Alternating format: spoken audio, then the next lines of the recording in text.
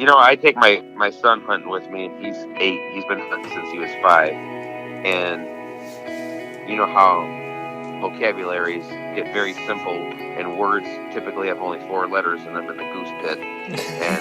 And he he's heard it all. I've yet to hear anything out of his mouth, but I guarantee you he could rattle off 3 or 4 4-letter words in a row in perfect sequence, and it would make clear sense to everyone.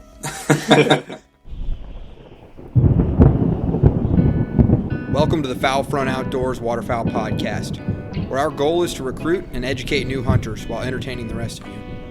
Without new hunters and the mentorship of those more seasoned, this passion as we know it faces an uncertain future. So get the word out, turn the volume up, and enjoy the show, because you're on the Foul Front.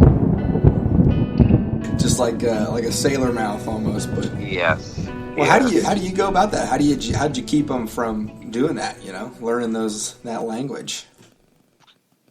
He's learned it. I mean, you can't help but not, but the thing is, excuse me, the thing is, just teach them right from wrong. So I think if you start that at an early age, kids kind of understand what words they're allowed to say and not allowed to say. Right. So, and he understands that if he wants to run around with the big boys, there's certain things that the adults do that he is not allowed to do. But Don't talk to your mom about the stuff you hear out there. Kind of like Fight Club. There's a very good chance you're not going to be allowed to be around that group if that gets out, Yeah, of course. Well, so today on the show we've got Brandon Surecki of Boss Shot Shells. How you doing today, Brandon? I'm tired. Tired. You're just coming off vacation, though, aren't you? No, well, I guess technically if you want to call it a vacation, but me going on vacation is more grueling than actually being at work, because I'm always wishing I was working. I kind of have a few screws loose in my head, I guess. I'm not able to shut it down. So I'm a workaholic only because I absolutely love what I do. And I've had certain role models in my life, that my dad being one of them, that instilled a good work ethic, and I see how other people have lived their lives being successful businessmen. And I think if you do it right and you have the proper work-life balance, you can earn a solid living and never feel like you have to work a day in your life. And I think I'm one of very few people in this country that gets to wake up excited about what I get to do every day when I'm allowed to go into work. So you take me out of that and throw me in a different environment that doesn't have structure like vacation, and I'm a fish out of water. Right. I can see that. I know a lot of people that are like that, but I'm not one of them. So you don't have a problem unplugging. Yeah, for a week. Exactly.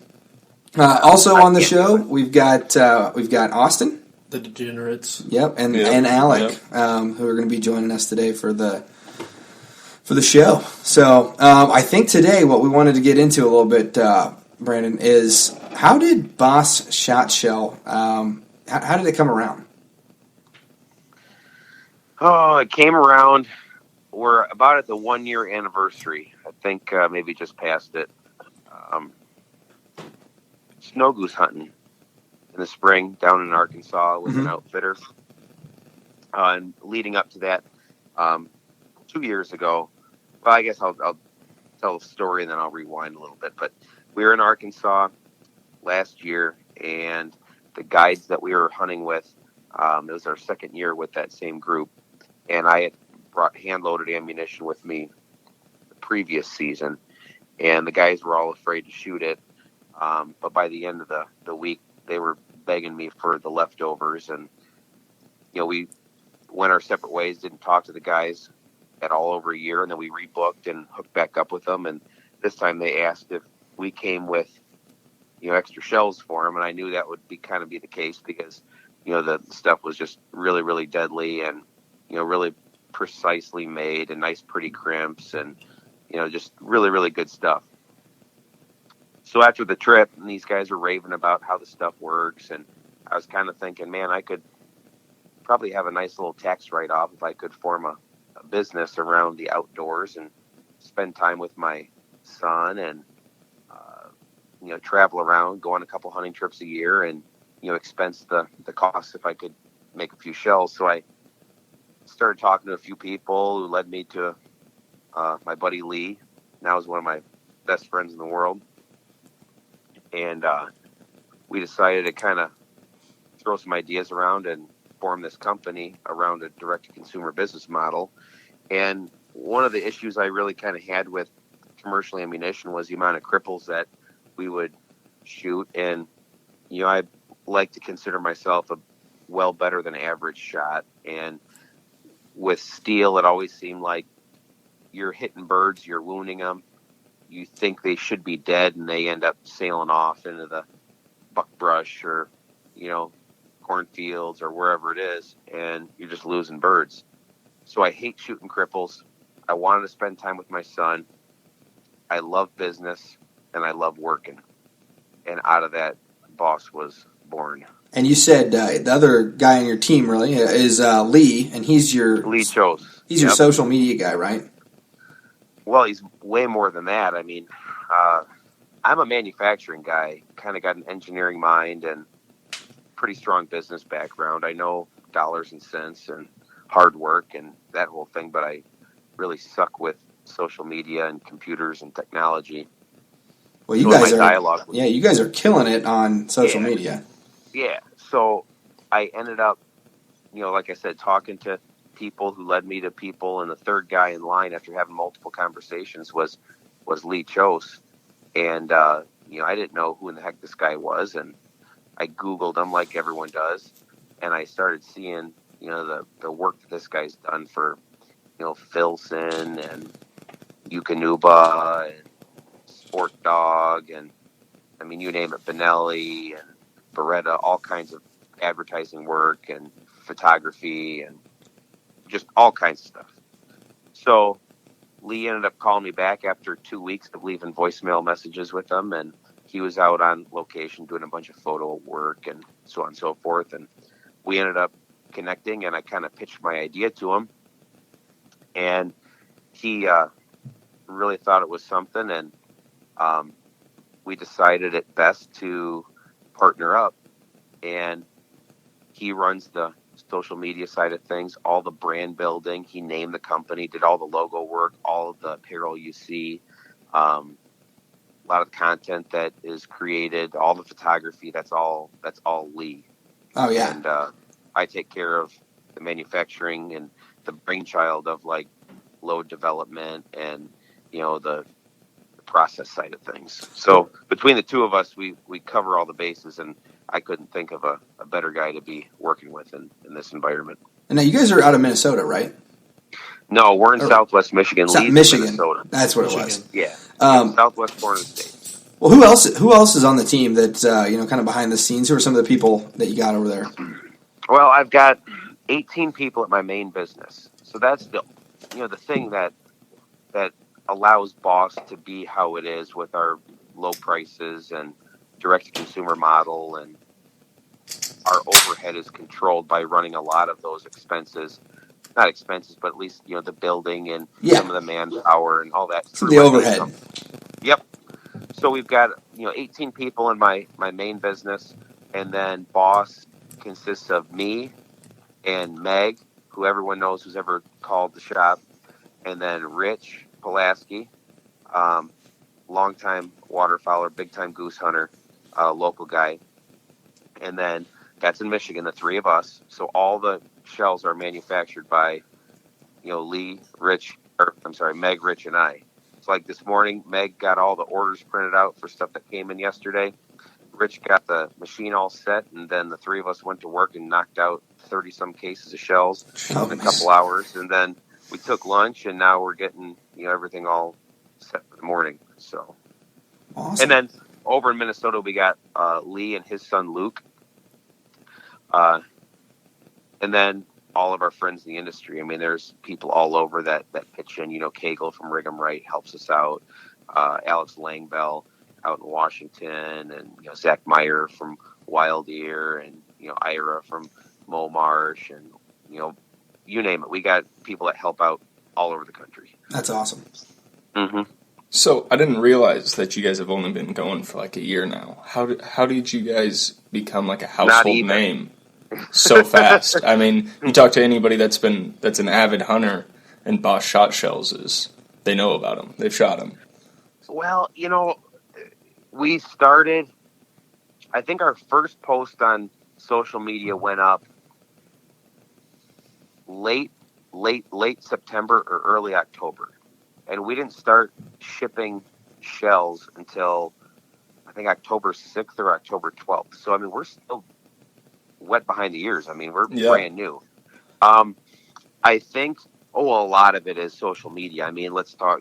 We're on a web-driven podcast right now, so I mean, so that's all computer, internet-based. So I think in the world of, I guess maybe public opinion, people think that print is dead and everything is all online, web-based, and I think to an extent that's true, but not. It's not as big as what people think. Social media, Instagram, Facebook is low-hanging fruit. So I like to say that if a guy's got a social media account, owns a piece of Sitka, and has an article of Yeti, they heard of Boss shot shells. I mean, that's just kind of how it is. And it's really, I mean, the waterfowling community is very small, right? There's 1.5 million hunting licenses or duck stamps sold per year. How many people have social media accounts? I would say not as many as you think. So when you're talking to people about, who know our company, it's people with social media accounts. We know that we've made a pretty big splash, and in order to keep that going, we've got to, access other outlets, print being one of them. But the number one most important method of relaying information is word of mouth through friends and family.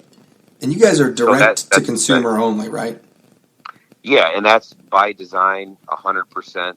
It's not because, retailers don't want to sell our stuff. And, it's us saying we do not want to be sold through middleman markups.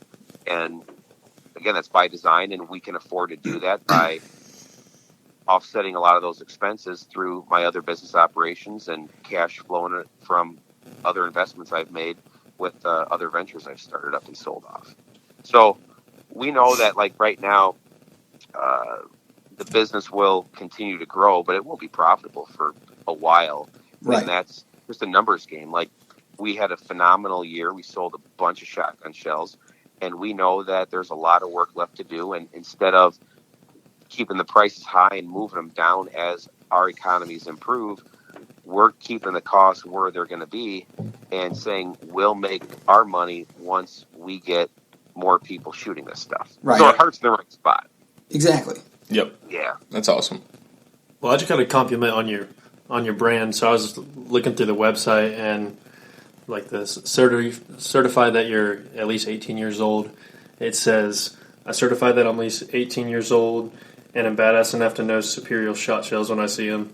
That's just so unique, and no one else is doing what you guys are doing. That's Lee. Yeah, that's Lee. And the thing is, like, it takes a ton of time, money, and resources to pull something like this off. And, when it comes to business, I love every aspect of it. And I love grinding. I love pouring in the hours. I love spending money on investments that I have control over. And the last year, well, I guess Lee and I really got things going about June. But since then, it has consumed about 95% of my 10-hour days at work. Oh, man. So, yeah, I'm fortunate enough. I got a solid team at the main plant, and I'm there if people need me. But they know when Brandon gets that look in his eye, he starts walking fast all over the plant that he's up to something, and that's been me for the last year now. So how busy are you guys shipping out Boss Tom right now? Is that a pretty big Boss hit? Tom thing, we've bought our, I'm not going to say allocation, but we've bought a ton of the tungsten. It's almost gone. I really don't want to sit on a bunch of inventory. I mean, we got to be smart here. I mean, everyone like I said, I love spending money, but I don't want to be sitting on a bunch of tungsten that we're not going to be going through till next spring. And, I kind of gripe to Lee every now and again. It's like, man, we just got done with waterfowl. Now we got to launch this other product. And I love launching products, but I like seeing a return on investment maybe a little sooner than later, especially because we're a year into this and we just like throwing money out, thousands of dollars every single week. It just gets going and it's expensive. So I'm like, you know what? We spent all this money on this Boss Tom and it's doing good, but I want to be selling way more of it, but what Lee says, anyone wanting to get in the waterfowl business, the work you do this year doesn't pay dividends until 2 and 3 years down the road. I think we got lucky with the Boss waterfowl, the bismuth load, because there was such a need for what we're doing, with the non-toxic, heavier than steel type shell. Right. Where there's so much competition in the turkey market, that really won't hit pay dirt, I think, for another year or two after everyone that's got these shells shoots them, enjoys it, and then starts spreading the word, because word of mouth is king. Yeah. So you're planning on you're kind of living off of your waterfowl loads, but hoping to eventually start making dividends on those turkey loads. I'm not going to say we're not turkey hunters. We love turkey hunting. But up here in Michigan, turkey hunting is really easy. I mean, it's not a challenge at all. And one of the cool things about being direct to consumer and talking to our customers, and you go down Mississippi and maybe even parts of Kansas, Florida for sure, Tennessee, it's hard to get your bird. Or birds. So it's a different mindset that we're learning at the same time. Our focus is giving really, really good shells at a really, really fair price, American made as much as possible. And we are, I say that we're duck hunters that are making turkey loads for duck hunters who also shoot turkeys. We're not turkey hunting dudes making turkey shells for turkey hunters. It's something we want to round out our product line and offer that to the guys that just put down the duck gun and they're picking up the turkey gun. Right. Yeah, for sure. So you're talking about new products. Do you have anything else coming, like chokes or anything? Well, no, we just got done.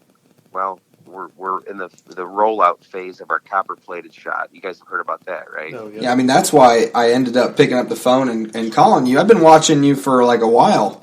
And I was just kind of holding off and kind of listening to you on, Stanfield, on the Big Honker podcast, and then over there at the Duck Gun podcast, and kind of heard, I was just kind of feeling you guys out, and then I saw that, and I was like, that's cool. That's somebody I want to talk to. So today was our first day of loading all of the copper-plated inventory. So when I was gone on vacation last week, if you want to call it that, going crazy, the guys at the shop in my plating department took all of the inventory that we had already made, getting ready for our show season, and they ran it through the plating department. So I came back, and a majority of all of our shot had been copper-plated. So then it's just a matter of putting them in shells and getting them cranking. And, it was one of those things that kind of aggravated me in retrospect, because my family's been plating since the 1950s. And I've got a plating department not 50 feet from where my loaders are. And why I never thought to put copper on top of bismuth, knowing its benefits when you put it over lead, it really put me in a bad mood for about 4 days, where I was just disappointed in myself. Like, how can I be that dumb that I didn't even think of doing that when all this stuff is right here in front of me? Well, hey, happy accident there. Yeah, good discovery. I guess so. Yeah. So. But it's one of those things like people don't do that. And I don't know why.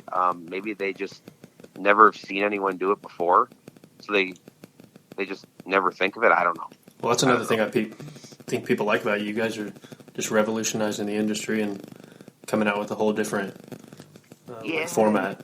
Changing the game a little bit. The thing is, like, you're going to see our competition and new competitors come out. I mean, bismuth has been around for, since the 90s. People were selling bismuth when lead went illegal. They came out with bismuth, but technology wasn't quite there. They didn't have the alloy right. And there's been 2 manufacturers that have offered bismuth for a handful of years. And I thought, man, I really like shooting bismuth, and I think we can do something different and deliver a clear benefit to the consumer by going direct and really caring about what we're manufacturing. So we know that our competition is coming for us, and there's companies out there that are going to come out with their own bismuth. And, I'm thinking, what are we going to do? I mean, we got one of the best brands that we're building. We've got awesome customers. We got dedicated crew of people working. We need to really be competitive. And this idea of copper plating kind of jumped in my mind. I'm like, we could create some separation between us and anyone else by offering this, because nobody will be able to copper plate bismuth shot cheaper than me. And we've got the cost down to a point that we're not even charging any more money for the plating. It's just added to the process. Well, and I think that's another thing that, people particularly enjoy about Boss is that you're not a faceless, nameless corporation that is pumping out, millions of shells a year. There's like it's kind of like craft beer. Yeah. Everybody's been drinking Miller Lite and Bud Light, but right.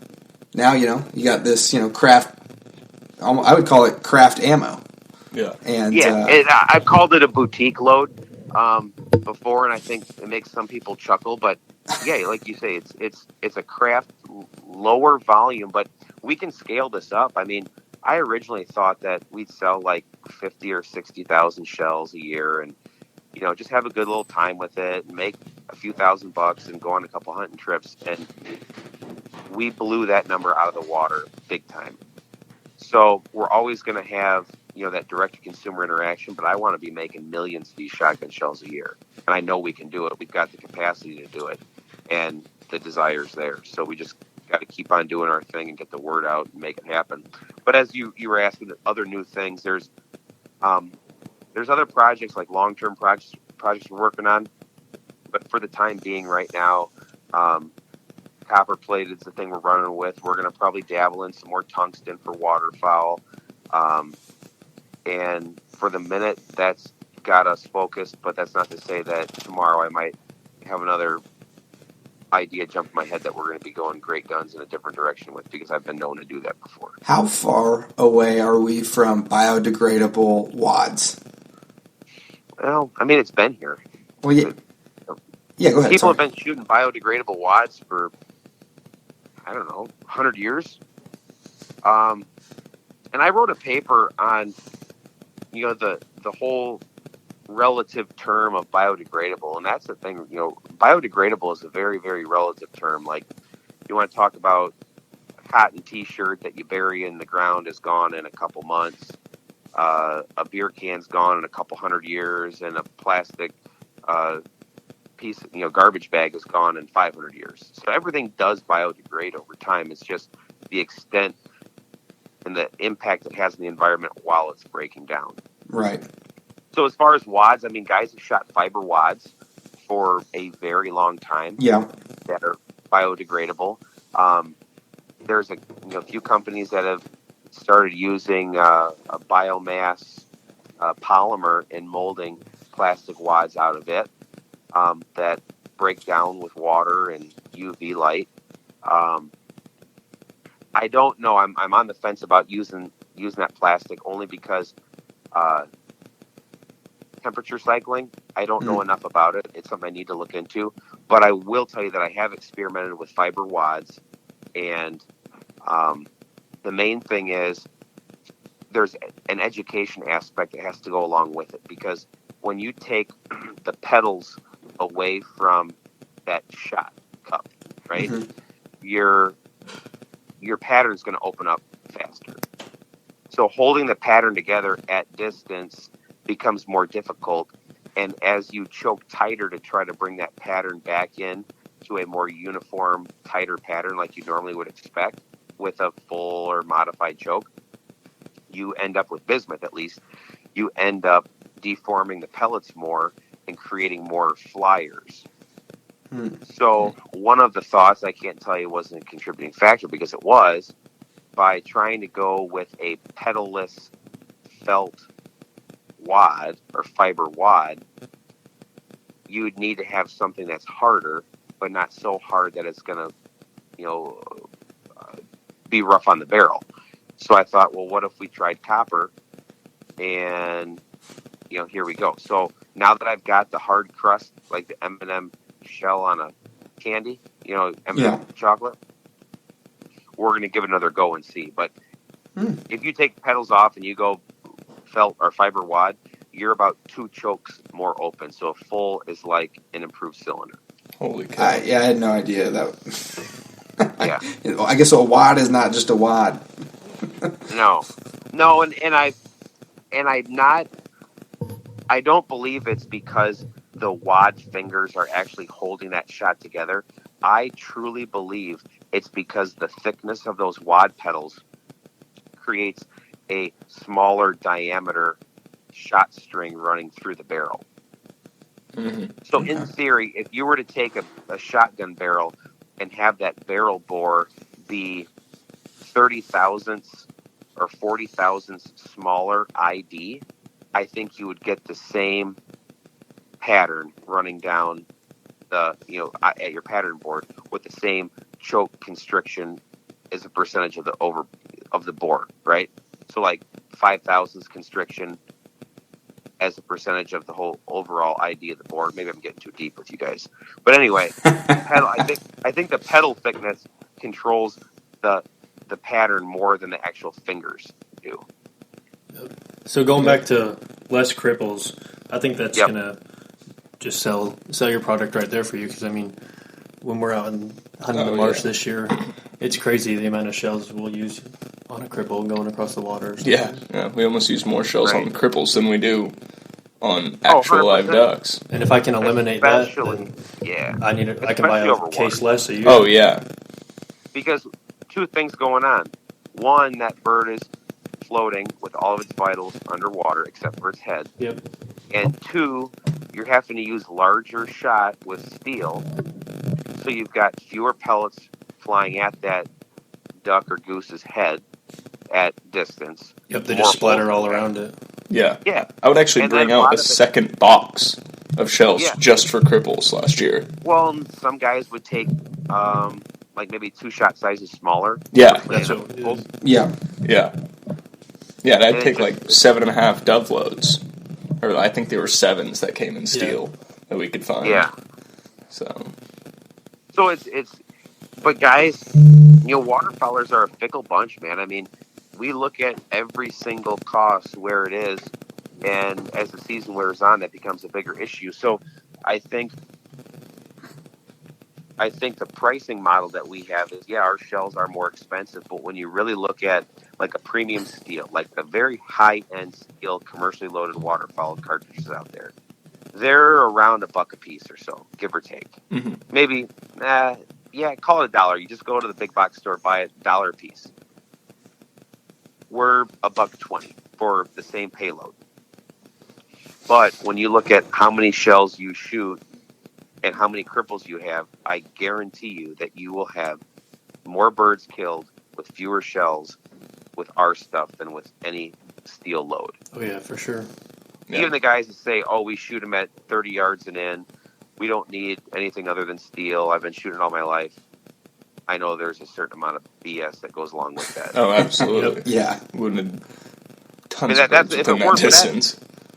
I would never, before shooting our stuff, the stuff that I loaded myself, I would never take a shot outside 35, 40 yards max with steel shot.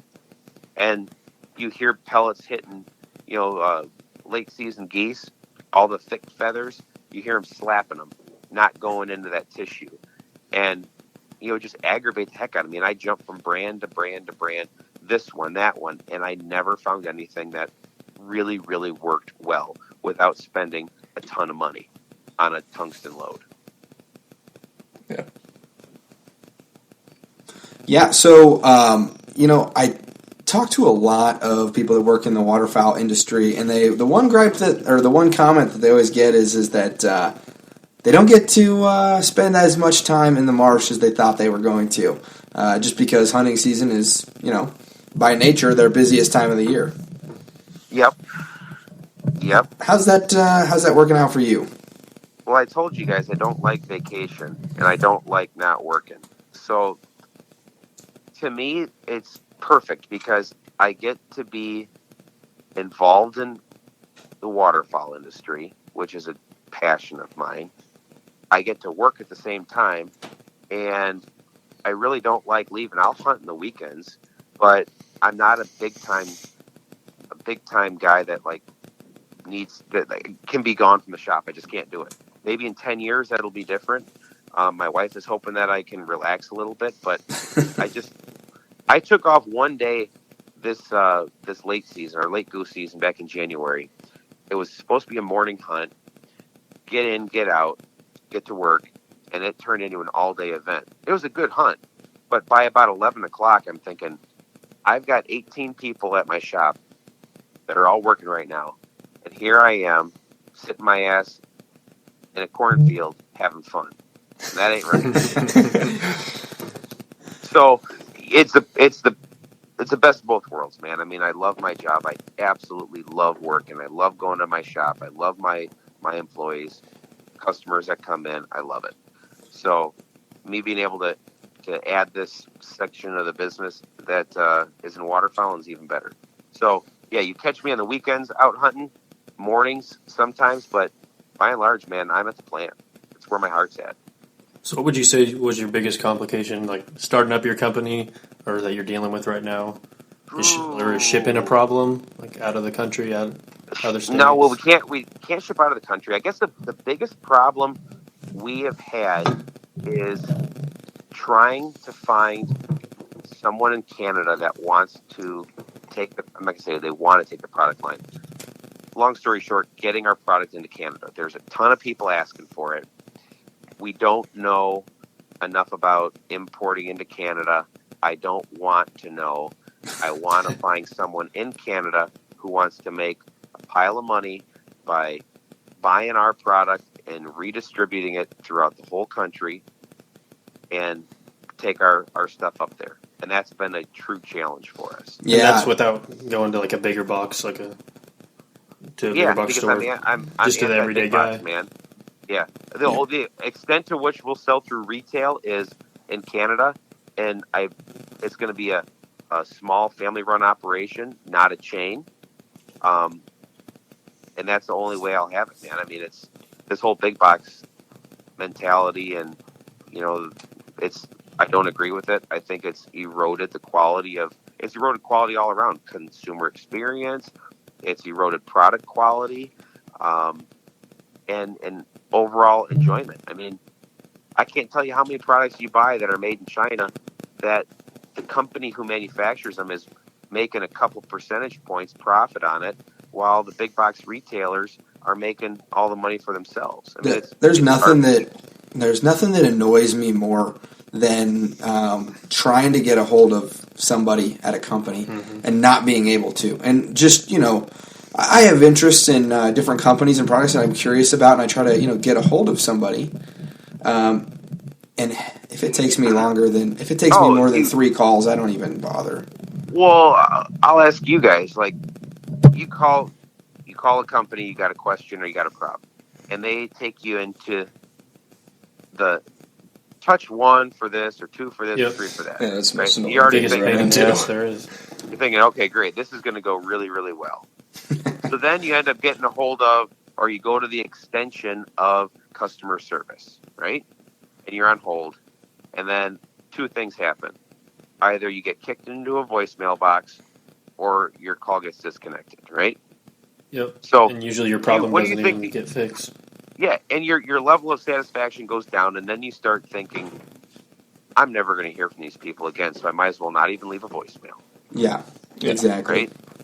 What I absolutely love is the contact. You go to a website, contact. I'm thinking, great, I'm going to find a phone number. Oh. And they give you boxes with the red asterisks where you have to fill that box in, and then you send the question, and then maybe somebody might email you back. Yeah, exactly.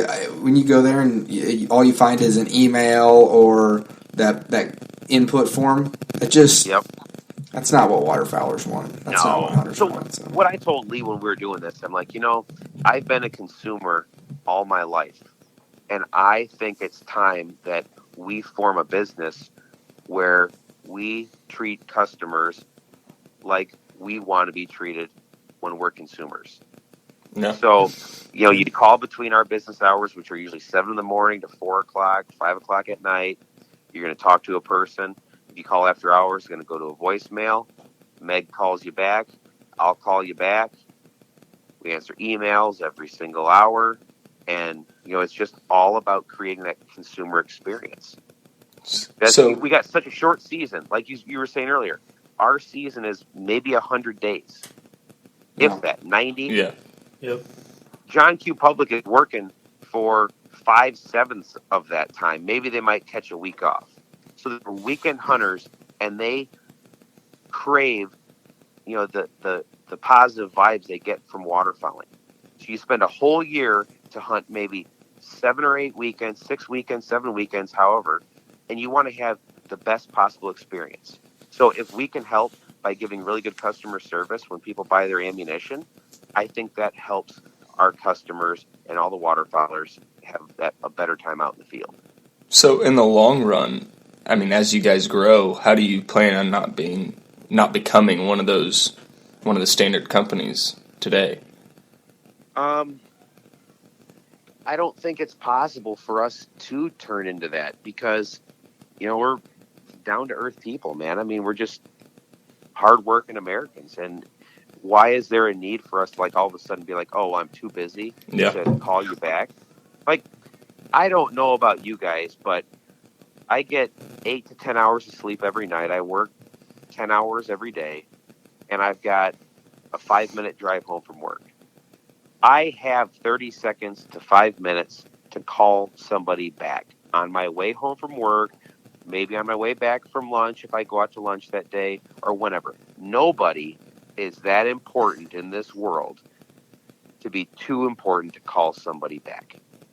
That's what I like about. Yeah, you don't hear that very often. A lot of the new companies in the outdoor industry are starting to go direct to consumer, no BS. You get what you pay for.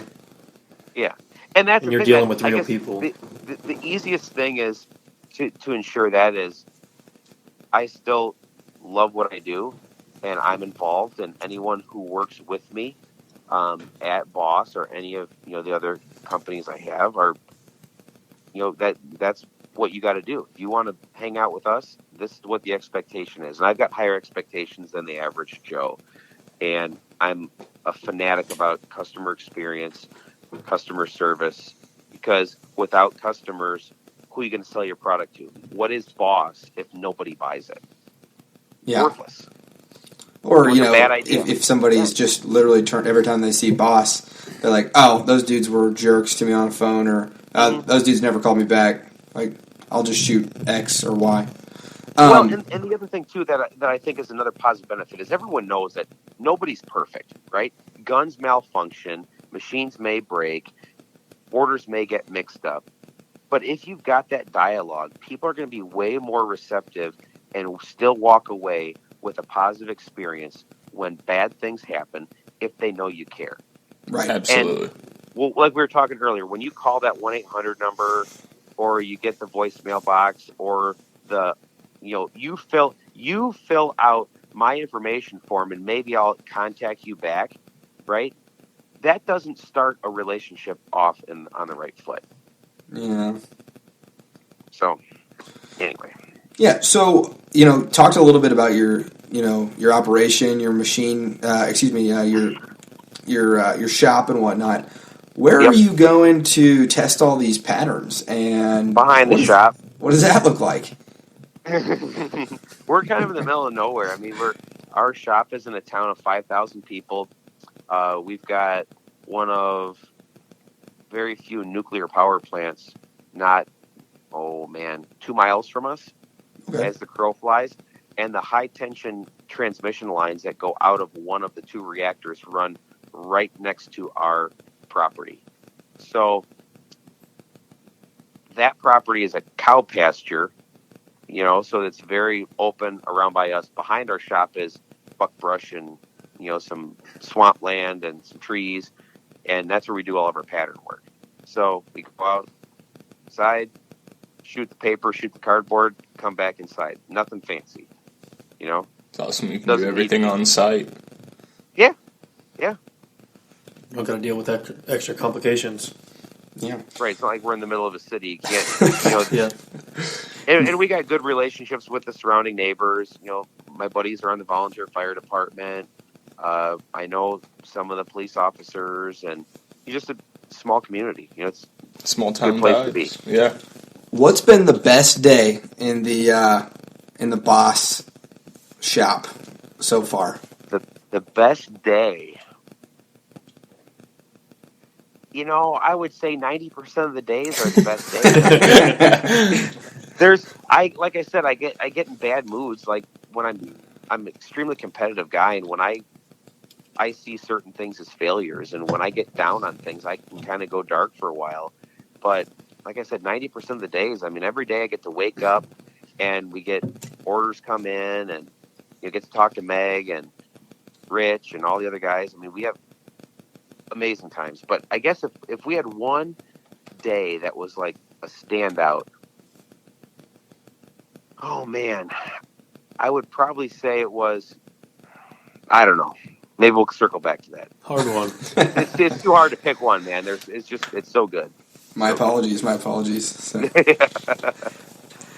So you said you go out hunting mostly on the weekends and whatnot. What's your typical duck hunt like? Or goose. Water. Or goose hunt, yeah. Okay, well, ducks on water, geese in the field. A lot of food that we're eating, cooking breakfast in my duck boat. A lot of laughing, a lot of BSing, not a lot of killing. But if you time it right, it's like you're in some of the best, most productive hunting land in the country. You get a lot of divers up there in Michigan? We do, and that's one of the things we're going to really try to go after more often. We're right on Lake Michigan, and you go anywhere from 300 yards to a mile offshore, and it's just loaded with divers. But a lot of times, you got to have the right weather, and our weather comes, just like everyone else's, predominantly out of the west, northwest. So we get the rough water. But if the lake lays down, I bet we could clean up out there. So that's ducks over water, geese in the field. We shoot a lot of cornfields, early season, and late season's really hot by us. We do really good in the late season here. So what type of show would you recommend me for shooting? So usually late season here in Kansas, we're shooting big honkers and mallards. So what? I could shoot in a 12 gauge. I'm a 12 gauge guy. I shot number 5, 2 3/4 inch 1350s all the way through till late season. I could have shot them all the way up until the end of the season, but I switched and tried running the 3-inch shells and different shot sizes. And I shot 2s at geese one day, and it absolutely wrecked them. The first time I actually shot your guys' stuff, I was out with Chase White and Cody Crook. And then one of their guides, he said, "Hey Ben, try this out." I said, "Oh hey, no man, I only shoot like I only shoot number 2, 3 inches. Like I don't get to shoot that much, so keep that 2 3/4 stuff away from me." And he was like, "No, you got to try it." And I was like, "What is it?" And he was like, "It's the boss stuff." And I was like, "All right, let me see that." And I put one up there. And the next one you could feel the difference in the kick and the I just felt like the bird just crumpled, and I was like, hey, scoot some of them on over this way. Well, yeah, and the boss number 5 is kind of taken on a life of its own, and I can shoot geese all season long with number 5s because I like taking head and neck shots. Yeah. And I have, like I said, I think I'm a better than average shot, and I know where to put the shot to kill that bird nice and clean. And by having the smaller pellets and fuller patterns with the bismuth, that's how you're able to create clean kills. Ducks, nothing but 5s. I mean, my buddy shot 6s and even 7s in timber with them, and they've loved them. People have shot teal with number 7s. But if I only had one shell to shoot, it would be a 2 3/4 inch number 5. Now, other guys we hunt with, they like a number 4. One shell that we have experimented a lot with that is going to be released for public consumption this year is a 3-5 mix. Oh, So you get 50% of the shot is number 3s and 50% is number 5s. We take our 3-shot, 5-shot, throw it in our tumbler, mix it up, into the loader it goes. So you get the pellet count of like a number 4 because it has about the same number of pellets as a solid number 4. Right. But you get a little bit tighter patterns with the number 5s, in that group. But then you still have, number 3s for body shots. So for a goose hunter, the whole thing of shoot for the wings, break wings, bring them down, finish them off on the ground with a second shot is like nails on the chalkboard for me. Yeah. So late season, if birds are smart and the wind is doing goofy things, or your decoy spread's not right, or they're getting weird with seeing your blinds or whatever, we've had geese that have set up and they're locked in, committed, and they short us, right? Yep. And I'm not a proponent of taking long shots or what people want to call sky busting. But if you've got a 3-pack of honkers set up and they are committed to coming in, but that they're going to land short and they're at 55 yards, I'm going to take the shot. Yeah. And I've taken those shots and I've killed those birds. Yeah, I've got a buddy, my other buddy Austin. We always give him crap because he always wants to shoot way before us, and I'm like, yeah, man, like you're close to sky bust, and he's like, it's not sky busting if they fall down every time, Yeah, and that's the thing. I mean, you're always going to have that group, right? Yeah. You're always going to have that guy that's going to want to sky bust or whatever. But I think what a lot of that is, if your buddy can pull those shots off, the only people who are going to call him a sky buster are the ones that can't. So there's that, Right. that element of proficiency that goes along with it, where it used to be with steel shot that the lack of density, the lack of pattern density was the limiting factor in a lot of people's hunting success. Now, with our shells for the money, you can't beat it lethality-wise, and it takes that shell out of the equation as being a limiting factor, and it becomes the guy pulling the trigger in their proficiency with that shotgun. Yeah. One thing. So if you end up having really lethal ammunition and the guy can pull off the shot, then let it be. One thing I couldn't believe was, I think it was start of last season, or maybe this season even, was people shooting late season honkers with those 2 3/4 5s, just dropping them dead at 50 yards. Yeah. Yeah. No, I mean, no other shell's going to do that. A 2 3/4 5. Tungsten will, but you're going to pay $3-4 a squeeze, not $1.20. Yeah. Right. So $500 a case or something. Yeah, and so back to like what shells would I choose if I only had one? It'd be the number 5. If you're into shooting body shots on geese, number 3s in the late season or number 2s are, they're wrecking balls. If you're a good shot and you can put on the head and neck, then shoot 5s for all your ducks, all your geese year round. We're going to have to order some cases and try them out on these Kansas honkers. Yeah. Now, so are the honkers you guys get? Those are big ones. Those aren't the lesser. Yes. Where we're at, I mean, you go. It's kind of weird. Yeah, you go an hour west, and you're hunting all lessers, all the snows, specs, and lessers you can think of. But where we're located, it's a rarity to find a lesser mixed in. Yeah. Honestly. Yeah. So, I mean, if this was just a private conversation amongst us girls, I'd be able to tell you like what people have said, what distances they're stepping off after they kill the birds, and it's stupid. It really is. But these are coming from guys got to try these things that are industry guys that are like surgeons with their shotguns. I mean, they know what their equipment, what their capabilities are. And like I said, the shell no longer is a limiting factor. So for any guy that wants to tell me that a number 5, 2 3/4, 1350 doesn't have enough power to kill a goose after 40 yards, I can tell him, man, I hate to tell you this, but I think you might be wrong. Yeah. Is there like a certain, because obviously when you're patterning these, you try to keep it with the same choke and everything. Is there like a certain choke that you'd recommend to shoot these two? I found that, like my Benelli, I've got a original Super Black Eagle.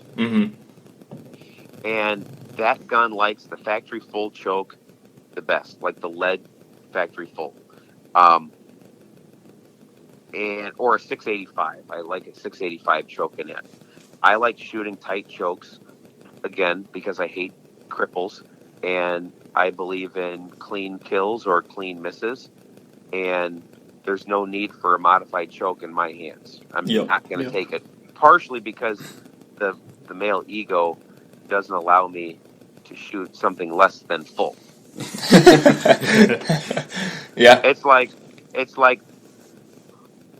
It's like only going halfway, and I don't like going halfway. So if I can go tighter than full, I will. But one thing I do have to work on is, I think maybe with us putting the copper on the shot now, maybe these chokes are going to change a little bit, because a lot of what we're having to shoot that tighter choke for is because of pellet deformation as it runs through the barrel. That's why lead has to be choked a little bit tighter, because you're getting flyers from the shot deforming as it goes down the barrel, as the powder ignites and it mushes together a little bit. I think maybe, obviously we've seen it. The patterns are tightening up with copper plating. Not a lot, maybe 5%, but 5% on 300 pellets is 15 pellets. I mean, that's substantial. So we'll continue to play with it, but I think I'm still going to shoot a full choke, and I think everybody should shoot a full. So how much testing did you do when you switched to copper plating now? Probably not as much as you guys would like to think.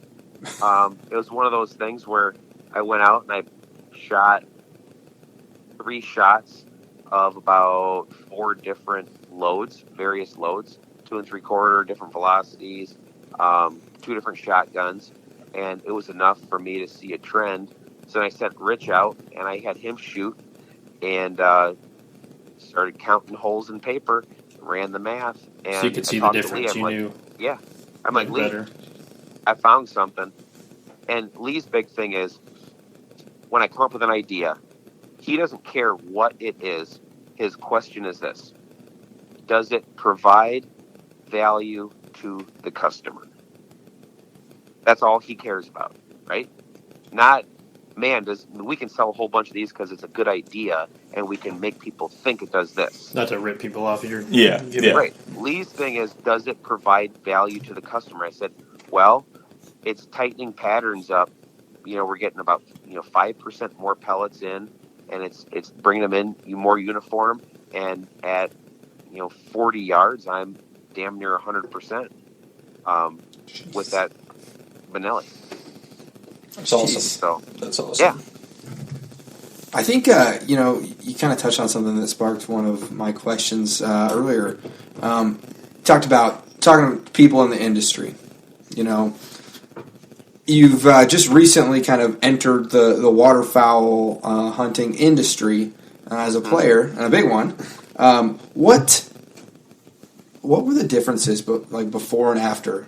You was something maybe that you were like, oh, that's pretty cool, or actually, so you're saying like going from a consumer in the waterfowling industry to being like a player, or yeah.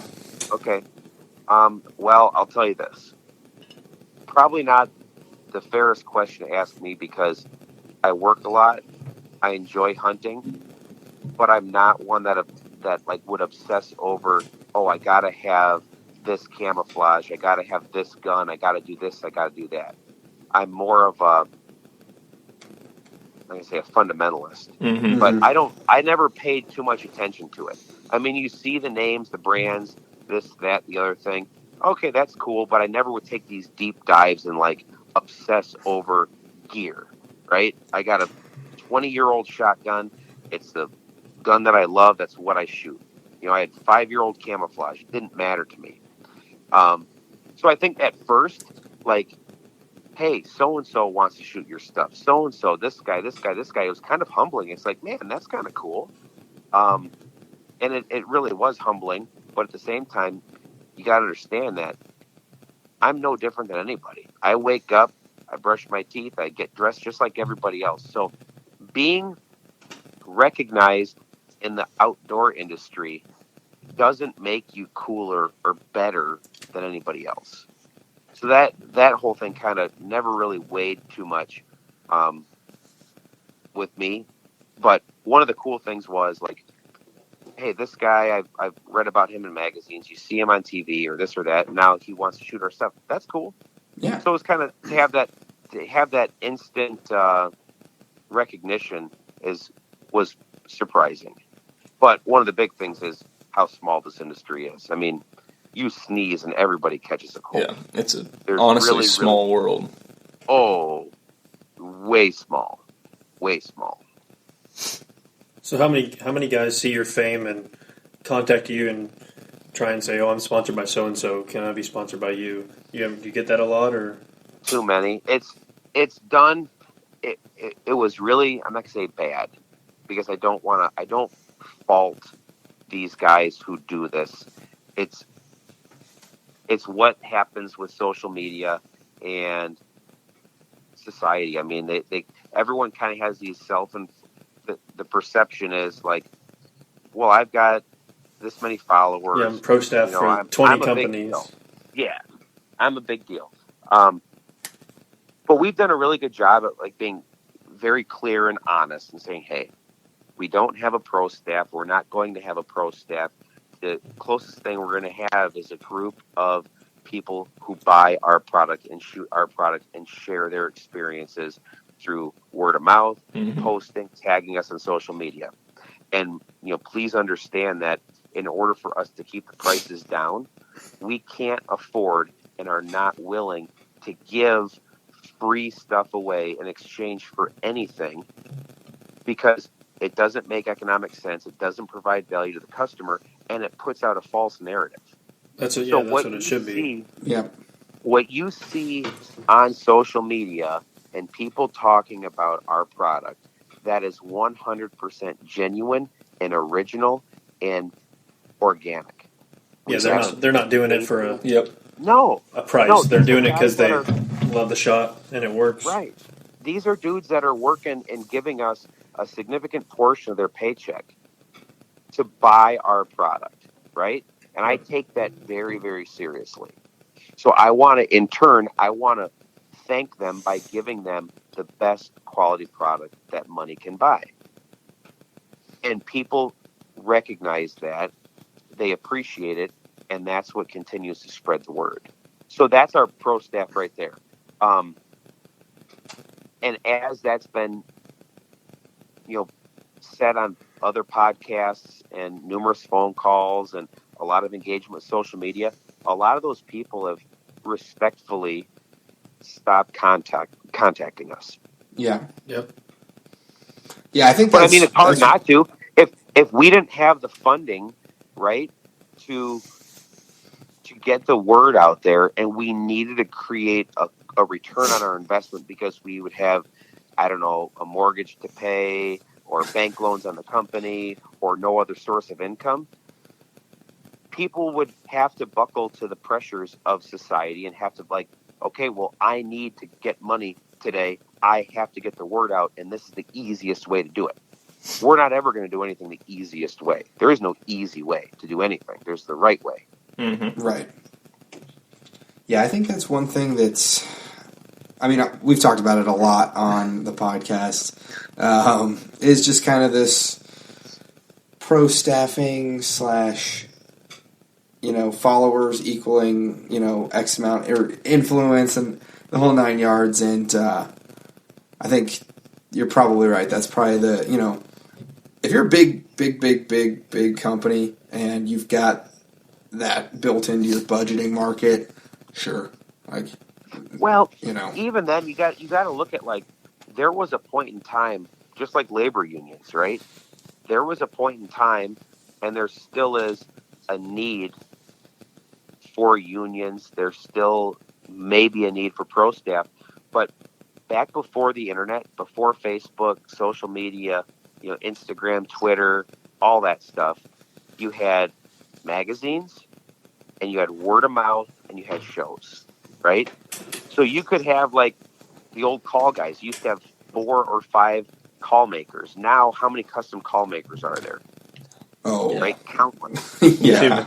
Well, how many So lanyard companies are there? How many Right. decoy Those companies are those popping 4 up? or 5 guys would travel around the country and get the word out by going to shows. And in those regions, they would have customers and people that have used their product to continue to spread that word, friends and family, with the pro staff. Now, with social media, I think there probably still is a need for a pro staff in competitive markets where there's a lot of BS and a lot of false narratives. So you can have guys that are educated, that know what they're talking about, that can be spreading the truth. Mm-hmm. Because one of the things that runs rampant in social media is people have a voice who have done very little or nothing compared to the previous generation of businessmen in our industry who would grind for years, going show to show to show and working, right? Now a guy can go on, start an Instagram account, pay $15 for a logo, buy likes, buy followers, and then call himself an influencer because he's got numbers that back up his social media page. Yep. And I think that's honestly given waterfowl hunters and hunters in general just a bad name. It's really shallow, and it's kind of disappointing, but I mean, hopefully that changes. I mean, It's obviously, I mean, if people are in business that way, it's unsustainable. I mean, like I said, waterfowl hunters are a fickle bunch. They've also got bullshit sensors that go off very, very, very easily. They're calibrated, well-tuned pieces of equipment. Yeah. But you just hope that, through education that and good business practices, that people know what's good and what's not. Mm-hmm. Yeah, absolutely. Well, I kind of ask people this question quite a bit when we have them on, and it's always something that I like to judge someone off of, I guess. You only get to hunt one more time. Where are you going? What are you hunting? Who are you hunting with?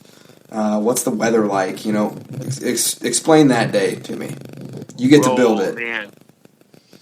I'm taking my son. I'm taking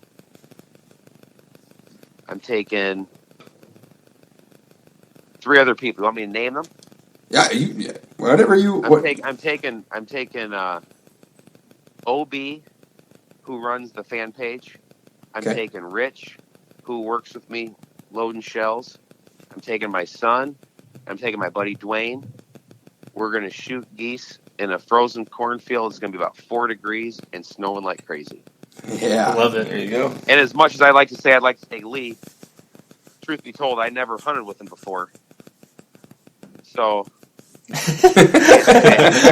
don't know yet. Yeah. I can't say I'd want to have, if there's no limit, I mean, of course, all the Boston would be coming. Yeah. But if I only had a small group to do it, that would be my local group of guys. Awesome. And then my buddy Jason, too. My buddy Jason would be in there for sure. Jason was sitting there waiting patiently to hear that. And you know why? Because he is the most laid-back, relaxed, easygoing dude that you'd ever meet. Guaranteed. Guaranteed. That's awesome. So I heard you're a Packers fan. You a Jordy Nelson fan? I always liked him. I liked him, but just like anything, you can be good today, but you're only going to be good tomorrow if you keep on working. Yep. And I don't know what's going on with the Packers. I think Nelson was a good guy. I hate to see Clay Matthews leave. I love the intensity. Even even though he may not have delivered like he did before, he still caused enough distraction, and he was a leader. Yeah. You know? Yeah. That's the reason I ask, because we're from Manhattan. We're K-State fans all our life. So we grew up watching Jordy Nelson. Mentor, honestly. Yeah. I think the guy, what is he, 33 now? Yeah, our age, but I don't know, but if he's listening, we got a couple of his properties we've been trying to get permission on. So if he could go ahead and give us a call, that'd be great. I think he's got the skill and he's got the talent, he's got the drive. I don't know what happened, because you start talking about Packers, and unfortunately, I can't think about good football. I think about inter-office politics and all the behind-the-scenes crap that's kind of been going on. That's ruining it, honestly. Yeah, and it's hard to even talk football when you talk Packers, because I can't get past all the drama and crap. Mm-hmm. So that's all football's become nowadays. Every sport now. Oh yeah, my 3 favorite players in the NFL were Jordy Nelson, Clay Matthews, and Aaron Rodgers. Yeah. A good 3. And B.J. Raji, if he were still playing, I love that. I'm not even a Packers fan, and I like those 3 guys. Yeah. It seemed like you could go drink a beer with those guys and, hang out. But, all right, Brandon, I appreciate you coming on to the podcast. This has been really fun, and, what final message do you have for the listeners of the Foul Front? Man, I could talk for days about anything. Looking like we're have to do another episode. Yeah. Yeah. I mean, I can talk about anything, but if I had one thing to say, it would be conservation, in any sense. I mean, broad or narrow. Don't shoot cripples. Don't take shots that you're not capable of pulling off at any distance. Mm-hmm. If your shooting's off the first volley, give yourself one more. But if you're not hitting birds, put the gun away, or only do them if they're going to be right on top of you. You know. Yeah. Way too many cripples. 3.4 to 3.7 million birds are crippled every single year, and it's a statistic that people don't like to talk about, and they want to say it's not real, but that's. U.S. Fish and Wildlife Service conducted the study. It's been verified by Ducks Unlimited, Delta Waterfowl. I mean, all this stuff it's very real. 20%, 1 out of every 5 migratory birds that are living, that are harvested, 15 million a year. 1 out of every 5 is crippled.